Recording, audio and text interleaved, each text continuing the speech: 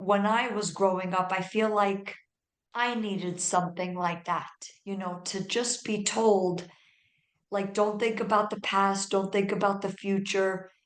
When the fighting stops, go to a safe place in your house, in your apartment, wherever you live, and just breathe. Try to do your best to breathe and count 1, 2, 3, 4, and then let it all out. So that way it anchors you to the present moment. You are now listening to the podcast where authors inspire listeners to become authors, the Going North Podcast. I'm your host, certified self-leadership trainer, best-selling author, and book enthusiast, DomBrightmon. And you're going to be listening to a different author that will inspire you to join the business of immortality, known as authorship. Now let the fun begin.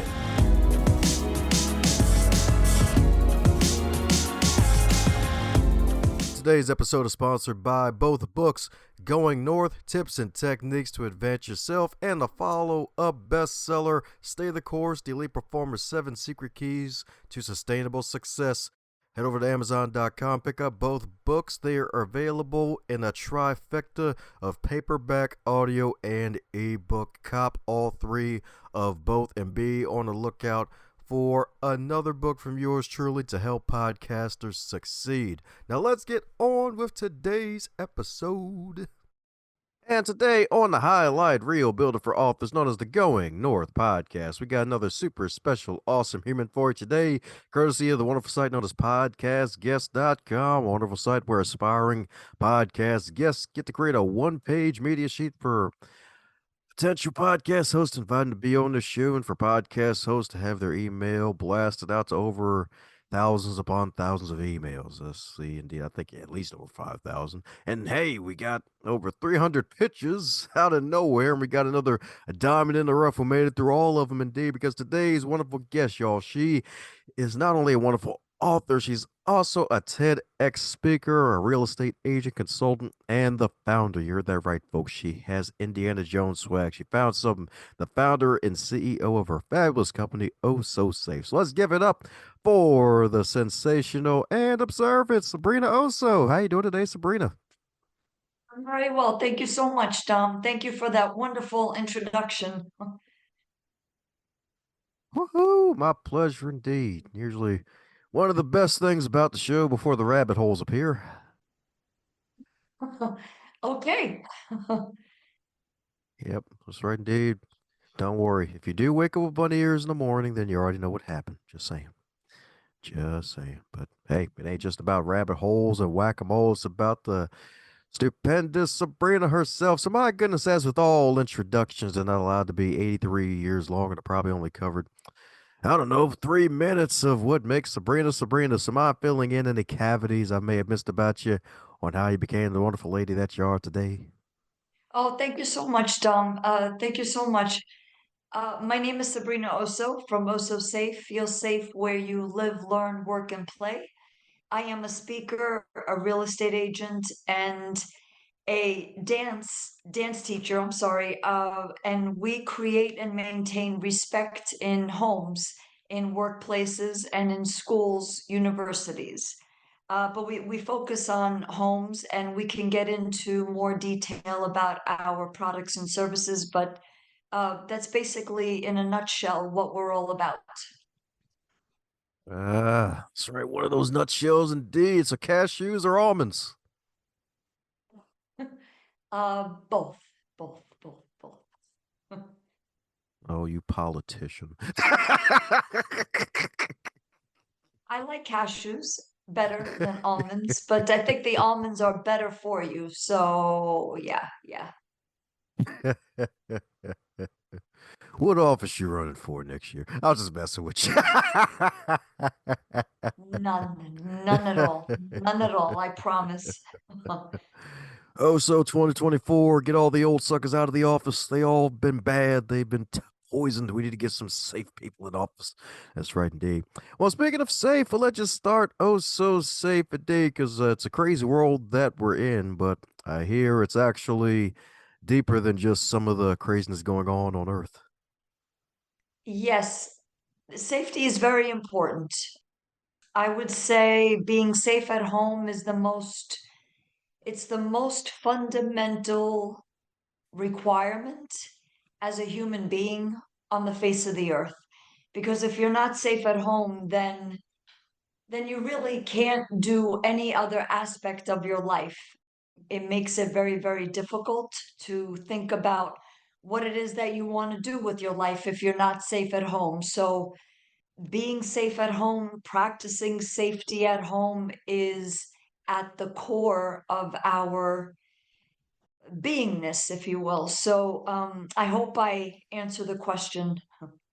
Ah, there you go. So what led you to start the company? Because I hear it was something deeper than just safety. Yes. I've had enough therapy. I've been in and out of therapy for quite some time now to be comfortable enough to say that I am a survivor of violence. My father beat my mother on a regular basis. My mother would beat me. So I know firsthand how difficult it is to live in that type of environment, how traumatic it is, how chaotic and dysfunctional it is. So it's basically my company turning pain into power as best as we can. So I have a lot of experience to draw from. And I did what I was supposed to do. I have a degree in computer science. I did the corporate thing, but I was very dissatisfied. And I am a dancer. I started dancing pretty late by dance standards, but I caught up, if you will. I took teachers that really propelled me, and I was auditioning like crazy in the New York area.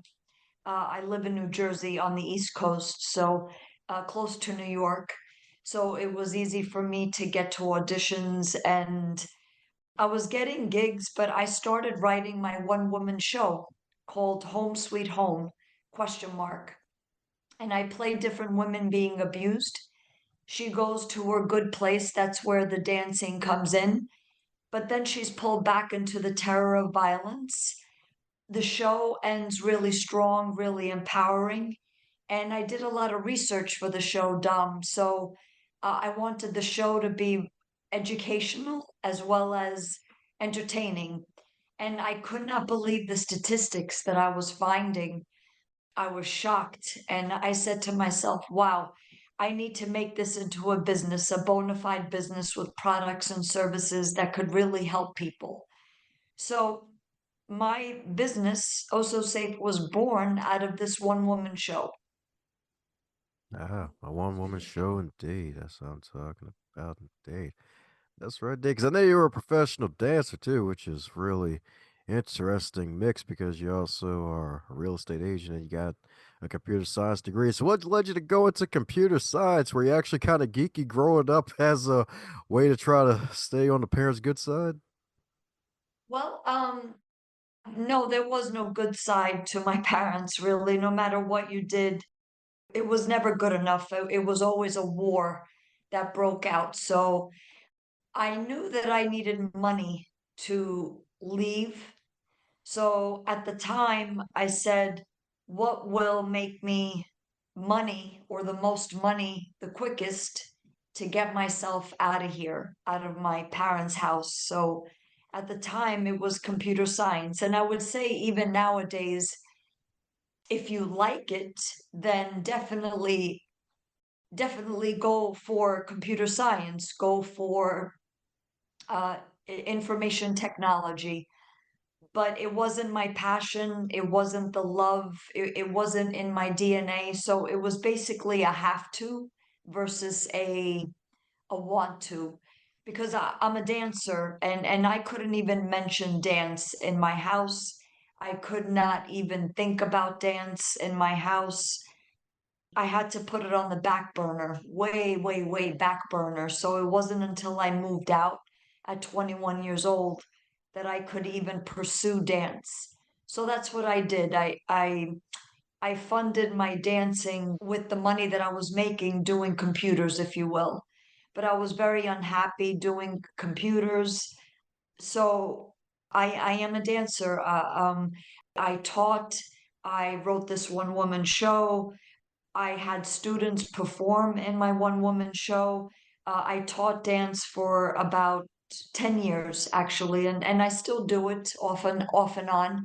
And it is a component in our workshops because when you're talking about such a taboo subject like home violence, abuse, chaos, dysfunction, well, the dancing aids in making it more palatable, more especially for students of all ages, like, "Oh, wow, she's playing me," or "Wow, I see that in my dad," or "I see that in my mom.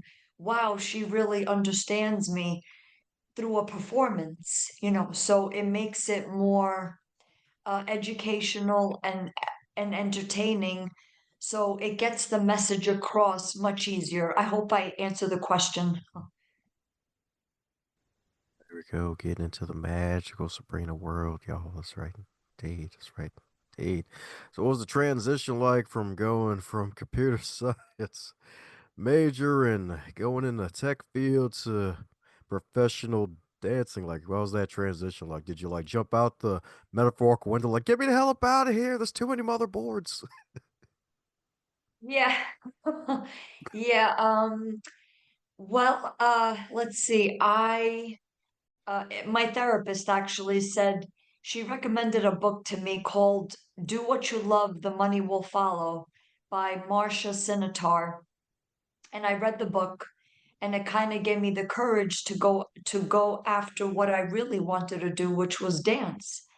So it gave me the courage and it gave me the impetus and I had the drive, I had the passion, but I was scared, I was scared. I was risking everything, to do dance. And I was competing with people that were doing this from when they were toddlers, 2, 3, 4, 5 years old, so it was definitely challenging, it was definitely difficult, it was, scary, but it was a good scary.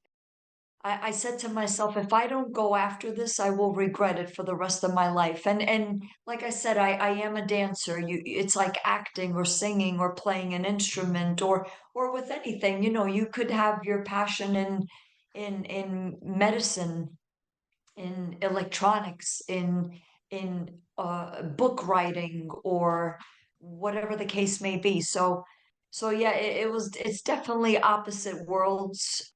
But you can be creative in computers, programmers, coding. You could definitely be creating. It's just creating with your mind and not your body versus with dance, you're creating with your body and your mind. So it's just a different way to look at it, a different way to create, if you will. That's what I'm talking about, indeed. Because you got a creative mind. That's right. A creative head and your shoulders, indeed. That's right, indeed. So it sounds like you did multiple one-woman shows. Probably had to, you're probably like training for Rocky. You probably had the music playing in your head, preparing for each show, I imagine. Yes, actually, yes. As I was building the characters, because the one woman show has different styles in it, and I'm a pretty versatile dancer. I know Latin, I know ballet, I know point, I know tap, I know jazz or theater jazz, I know hip hop, I know swing. So I put a lot of different styles in my one woman show. There's a Latin piece in there, an African piece, a theater jazz piece, a flamenco piece, a swing piece, and then the finale is like a club piece. So yeah, I definitely incorporated different styles and just so that it's more inclusive, more versatile, more appealing to different audiences, and yeah, it's definitely a lot of creativity. I had my teacher, he was great. He really believed in me. His name was Phil Black. He passed away in June of 2015, and he taught many famous people, Jennifer Lopez, John Travolta, Madonna, um, there were a lot of Broadway people, and he said to me, he came to see me actually doing my one woman show, and he loved it. And it was such a stamp of approval for me to have him watch me and come to see me perform. And he said to me, you know, you doing your one woman show, it's like doing a Broadway show, you know, because you're the performer, you're the producer, you're the director, you're acting, you're dancing, you're the creator, you're the writer, you're everything. You're doing everything. You're wearing many hats. So he was so great. I was so honored, and I dedicated the show. There was one performance that I did that I dedicated it to him because he had Parkinson's disease, which is horrible. It's horrible for anyone, but to have that disease as a dancer, and he was a dance master. I mean, he had his own studio for many years in New York City, and then he taught at Broadway Dance Center, which is when I took him for years. And what a, how do I say? Uh, because Parkinson's attacks your mobility, and he would be shaking so much, and he would be teaching practically bent over, and yet he was so strong. He was so, how do I say? He was just so determined, and you know, he took his medicine, he ate what he needed to eat to make the disease more manageable, if you will. But oh, people that took him when he didn't have Parkinson's, and then they would see him with the Parkinson's disease, I mean, they would start crying because they said, wow, I can't believe my teacher, Phil Black, has Parkinson's. And but he didn't let it stop him. He took the bus. He would be on time to classes. He would teach tap and jazz, and he was a wonderful man. And I am honored and privileged to have been a student of his and to have him as an audience member for my show before he passed away. Ah, so sorry for the loss of your teacher. That's definitely a rough loss too, and you're so right, especially him having to go through that devastating disease, especially being a person who loves movement. It's like, yeah, that's probably that's probably a big fear among like high energy, like folks who like to be physical and love to move. It's like losing that mobility. That's like it's like you're getting pierced through the heart in a way. It's like heartbreaking. Right. Yes, it is. It's you know, it's not like he got I don't know. I mean, any of those things would be bad, you know, cancer, Alzheimer's, but for a dancer, and he was, like I said, a dance master, to have Parkinson's, yeah, it's like, oh my, like a cardiologist having heart disease, you know, having his heart, his or her heart, compromised, if you will. So, but he was such a trooper, more than a trooper. I mean, he didn't let it beat him, and he kept dancing, he kept teaching, he kept choreographing, he kept doing his projects, he kept pushing me, students like me, and he was probably the only person that told me, Sabrina, don't worry about starting late dancing. You know, and he told me, Sabrina, I started late. I said, what are you talking about? What do you mean you started late? He said, I didn't start dancing when I was a toddler, when I was 5, 6 years old. I started dancing. I went to the army. I was drafted. I served. And it wasn't until I got back that I started my studies seriously.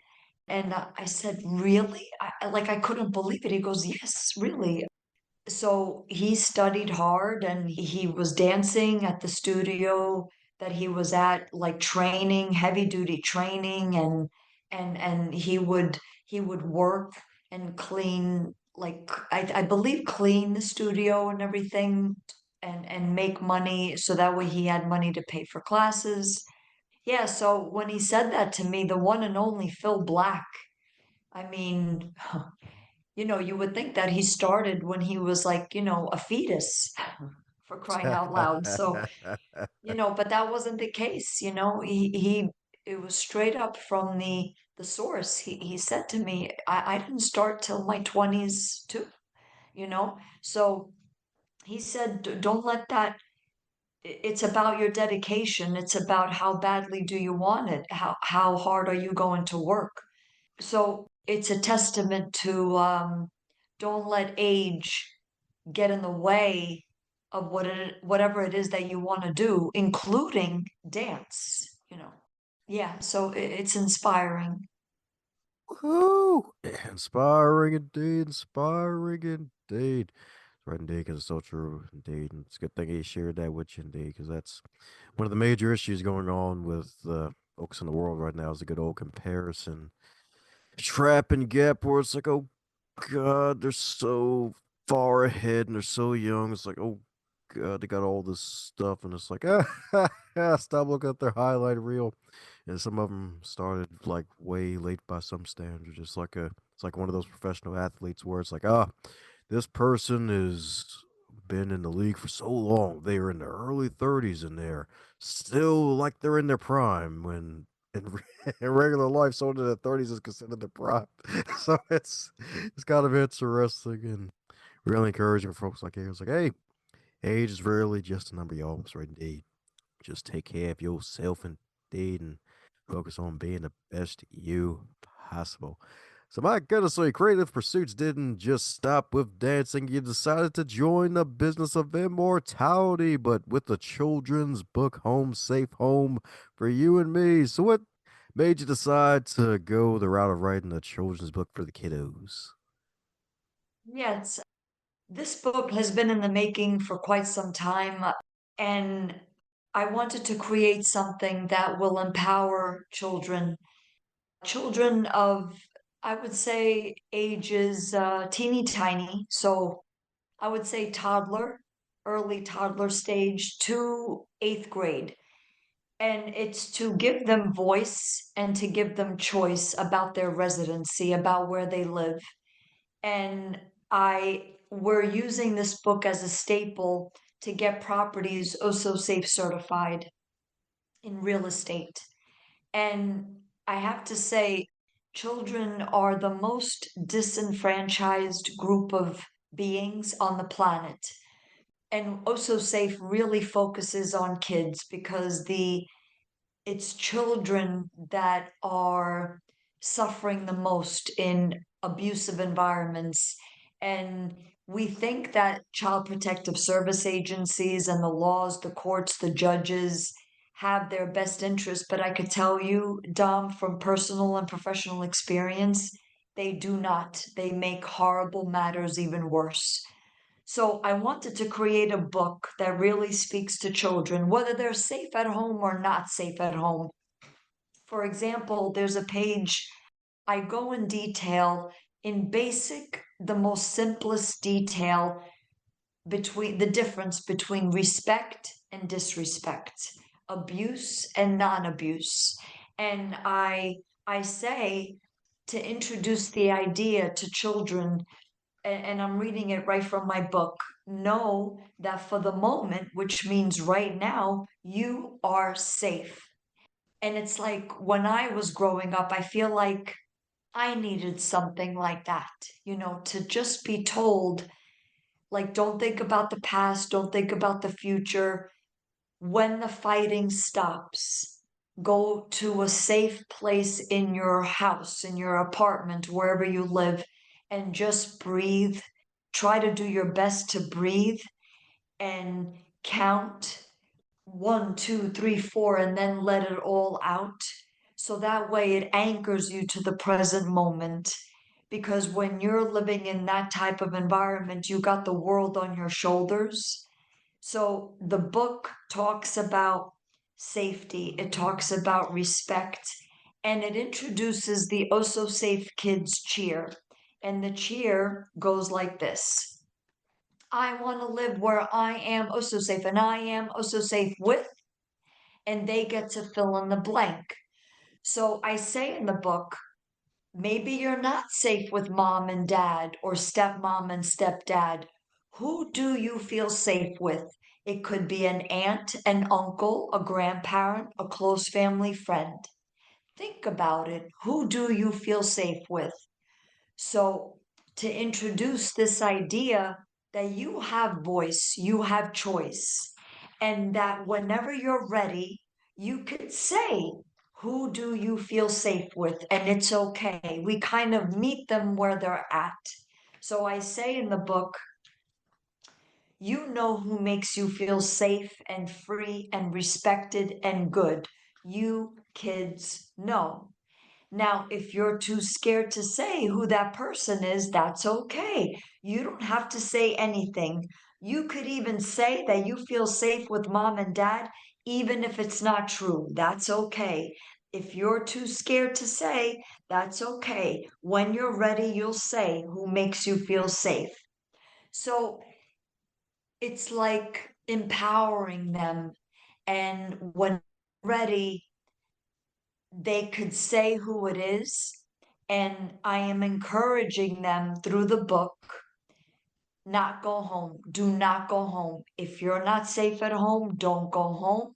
Say your cheer and tell the school, whether it be the principal, the teacher, the superintendent, the police, you take me where I'm safe because I'm safe with auntie or dad or an uncle, a grandparent, a close family friend.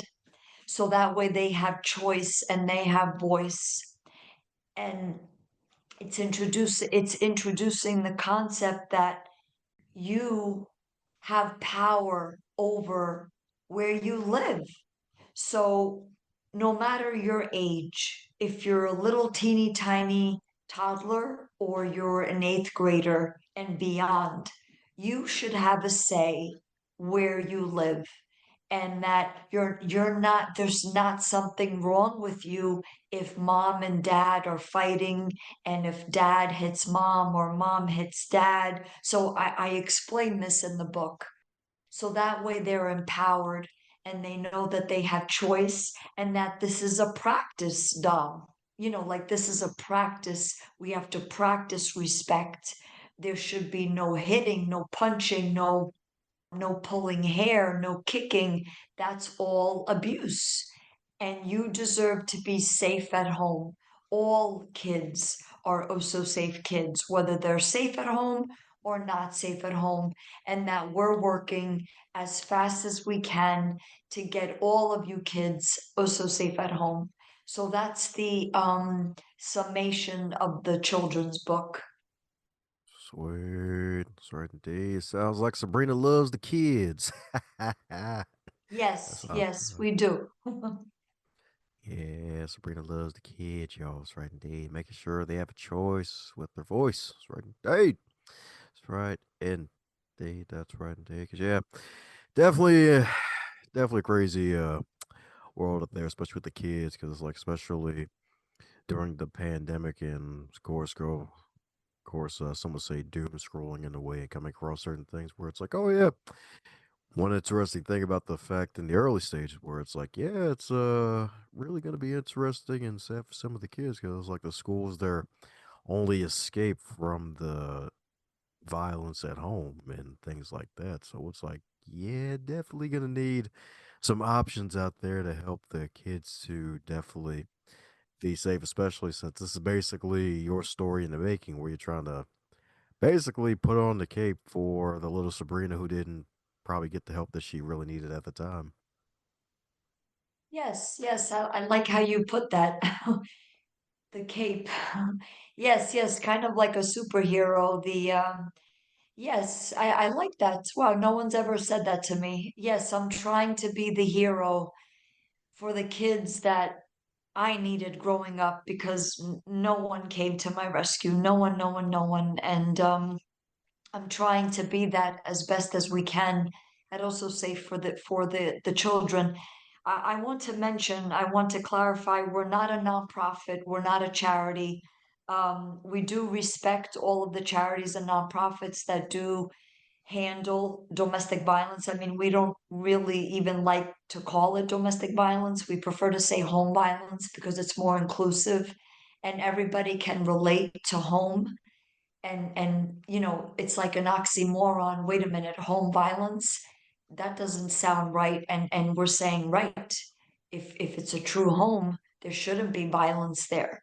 So yes, we're looking to be the superhero for those children, and we believe that we cannot help kids and we cannot resolve this huge problem of disrespect in homes by being a charity.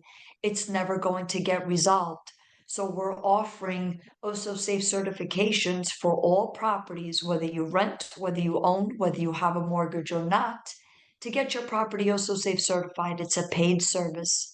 So, and it combines education and technology, get everybody to sign the policy that we copywrote, get everybody educated, that we have our seminars all copywritten. We get everybody educated on facts, statistics, warning signs, definitions of abuse, the difference between abuse and discipline, what constitutes a good relationship, what are the warning signs of a bad relationship. We have an app that detects violent like movements, and we have therapists assigned to the property. So, Dom, this is all on the preventative side versus waiting for an episode of violence to occur because by then it's too late. So, with kids, this is especially helpful because that way we are the ally for children. Now, if they're safe at home, great. Then, for parents that practice safety, that are also safe, well, what we're doing just enforces that even more. But if you're not safe at home, we're saying, okay, if you're going to be violent, you, the abuser only, gets immediately evicted from the premises. And we go into full knowledge knowing that that would be the consequences.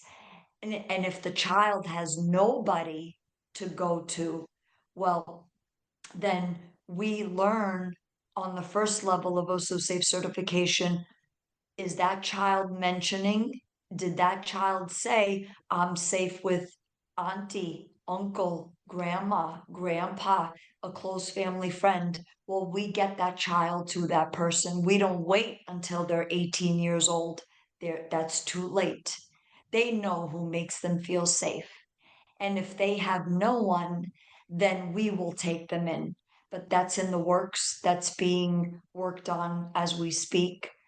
So there's no excuse for abuse. There's no excuse for violence. We need to practice safety. We need to practice respect. And we will see to it at Also Safe that respect becomes a required standard condition of your home for all, but especially kids, because like I said, they suffer the most. So we're empowering them with the book. We are empowering everyone with the OSO Safe certifications, and we are working very hard and as fast as we can to make this a standard, if you will, in real estate all around. Yeah, where the estate is real, y'all. That's right indeed. That's right indeed.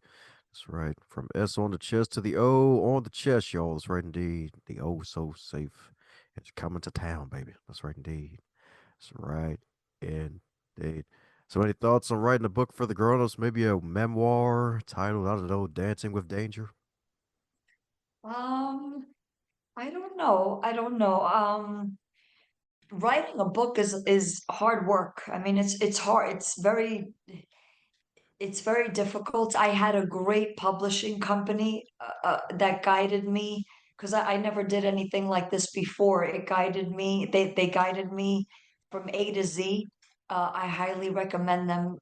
They're Yes Bear Publishing, and they focus on children's books as well as other types of books, I believe. But uh, What did you say? Dancing with Danger? Yeah, yeah. Okay. Yeah, that's an interesting title, actually. But yeah, I don't see another book on the horizon. The book that we have is out there, and I'm working very very diligently to market it and get it out there, because this is a great tool for teachers as well as students and grandparents, certainly parents, step parents, and so. So a memoir, not right now, but you never know. You never know down the road. Ah, yes, right indeed. 'Cause your story of your life is being told. That's right indeed.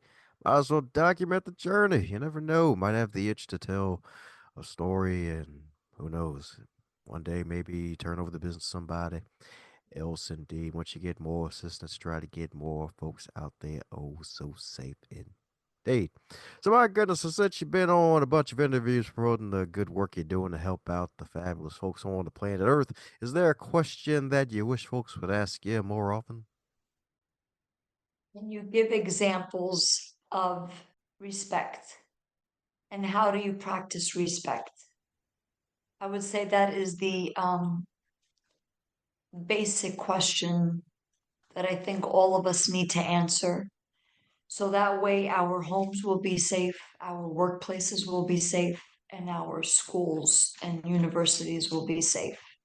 So I would say that that is the most important question to ask. So I'm talking about indeed. Well, sounds like I need to put a wonderful recommendation episode to Dr. Joe Schrand. Indeed, he actually had a book called "Understanding the Power of Respect." Indeed, that's right. Indeed, that's right. Indeed, yes, indeed. My man's all about the magical respect. The RESPECT. That's right. Indeed. It ain't just Aretha Franklin's either. That's right. Indeed. R.I.P. to the That's Queen. right. That's right. Absolutely. She spelt it out and everything. What Yes, was the indeed. name? What was the author's name of that book? Understanding the Power of Respect. Oh yeah, Dr. Joe Schrand. We actually had him on the show, I believe. My goodness, it was actually last summer. Yeah, Dr. Joe Schrand. Sorry, indeed. He's actually a therapist. A wonderful book he penned last year. He had a wonderful approach. I believe it was called the I Am approach, if I'm remembering correctly. Indeed. So highlighting some instances where he trust his intuition more than his training at certain times where at some times where it's like, oh, you know what, by the book, this is a bad idea, but my intuition says, yeah, let's pursue a little further so they don't try to take themselves out of this world. So and it worked out in his favor. And yeah, definitely a good solid book. Definitely a good solid book. Recommend it to I folks. have to check that out. Yes, I will look into that for sure. That's right indeed. I'm not sure if he still has his podcast too, because he does have a wonderful podcast, The Dr. Joe Show. That's right indeed. That's right indeed. That's right indeed. So Great, my great. yes, ma'am, indeed. So my goodness, a fun question for you. So if your fabulous book for the kiddos, Home Safe Home for You and Me, if that book were a food, what would it be and why? If it were a food, uh, oh, okay. Hmm. A slice of tiramisu. I love that cake. I'm Italian, so my favorite dessert, if you will, is a tiramisu. So I would say, yeah, that would be the association I would make for my book because I love tiramisu um and it's a feel good book, you know. So and after I eat tiramisu, I feel good. So it is the feel good component. That's what I'm talking about indeed. That's what I'm talking about indeed.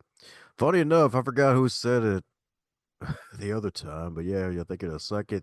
Guess so far as to refer to the book as tiramisu. That's right indeed. So good times. Good times indeed. That's right indeed. You get to hold the belly afterwards and be like, yeah, I feel freaking great. That's right indeed. Time to pass out and go to sleep. Watch the Z's just float out of my head. That's right. That's right. Yes, yes, yes. Or at How least, or at least get you I mean, after you eat a tiramisu, you're more alert because it's got coffee and chocolate. So and my book is kind of, it makes you more awake, more alert. So yeah, it matches, one complements the other. So it sounds like a vitamin C we all need. Coffee and cafe. Woohoo! I was just saying Yes, yes. chocolate. Yes, indeed. All the C's. I see what you did there. Yes, yes, true, true. Out of curiosity, how many languages do you speak? I speak three English. I'm very fluent in Italian, and I have working knowledge of Spanish. Ah, okay. All right. Yeah, but Italian, I'm fluent. Yeah. Ah, there we go. Because I was curious. I'm like, yeah, that's right. This lady speaks like she knows more than one language, y'all. That's right, indeed. That's right, indeed. She got. Oh, well, thank you. Oh, yes, indeed. Yes, indeed. So, my goodness, we're coming down to the magical question that every guest gets to receive. And that is if you're to wake up tomorrow and you were 25 again, but you're still in the current year, what advice would you give to yourself? Uh, I would make more mistakes sooner. Yeah. I have been asked, what business advice would you give to people? And I would say my best business advice, and it could apply to your question, is do it wrong until you get it right. So it kind of takes away the fear of, no, I have to wait until this is in place, and I have to wait until that's in place, and I have to wait until I get my degree, and I have to wait. Get rid of all of that. Do it wrong until you get it right. So that's what I would say to my 25-year-old self.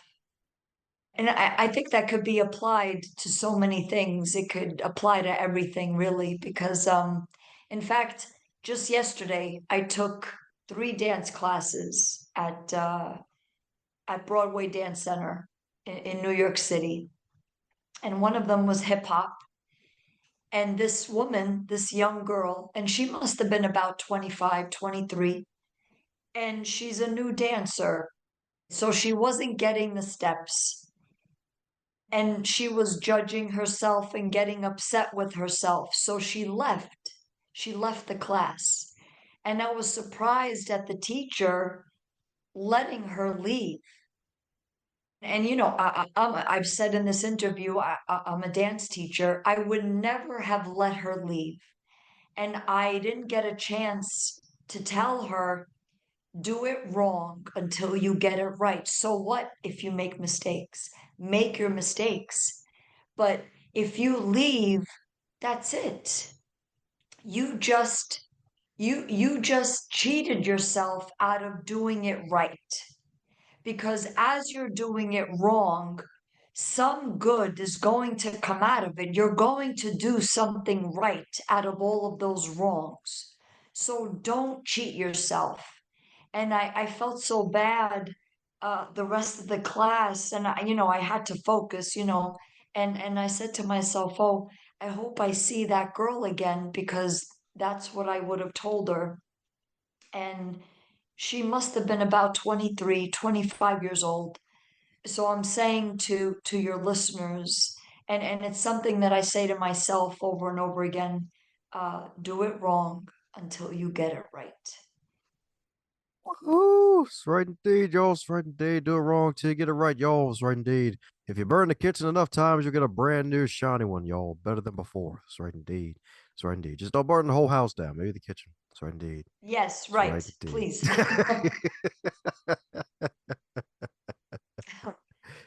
Correct. That's right indeed. If you Yes, jack up. you could burn. Go ahead, I'm sorry. Oh no, go ahead, ladies first. Come on. No, no, no. I've been talking. I've been talking. Go ahead, Dom. Go ahead.